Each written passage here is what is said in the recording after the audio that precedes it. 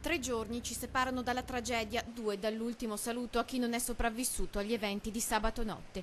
Giovedì il Duomo di Pieve di Soligo aprirà le sue porte per dare accoglienza alle 4 vittime della bomba d'acqua di Refrontolo.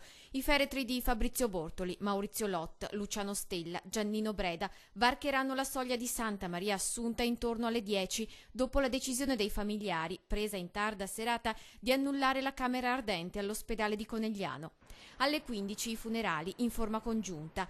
Celebrerà Monsignor Corrado Pizziolo, vescovo di Vittorio Veneto, con i parroci di Pieve di Soligo, Santa Lucia e Falzà di Piave, Refrontolo e i parroci dei territori vicini. Di fronte a queste vite, che io definisco vite spezzate drammaticamente, un evento a cui noi non riusciremo mai ad abituarci, faccio osservare che c'è solo una parola che può dare consolazione e speranza, ed è la parola della fede. Anche il Duomo si prepara al triste epilogo. Il presbiterio si offrirà ai feretri e ai familiari più stretti. Nella navata centrale i parenti, le associazioni e le autorità. Ci sono gli amici di sventura che hanno piacere loro di portare le bare dopo la messa e avviarli verso le destinazioni, seguiti quindi dai loro familiari.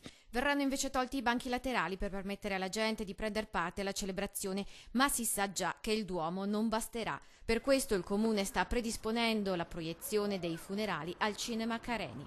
E le comunità colpite si preparano così al sentito e addolorato addio. Penso che in occasione tireremo giù le serrande. Negozi chiusi o serrande abbassate, sarà lutto per l'intera comunità. Abbiamo chiesto di poter rispettare questa tragedia e quindi di chiudere possibilmente nell'orario del funerale, comunque tutto il pomeriggio. Essendo una piccola comunità ci conosciamo un po' tutti e quando succede una disgrazia così colpisce, è una cosa che comunque lascia il segno. Dobbiamo stare vicini, come dico, ai familiari e a chi ha organizzato questa festa. È giusto farlo soprattutto per rispetto dei morti e di tutta la tragedia che è avvenuta nel nostro territorio.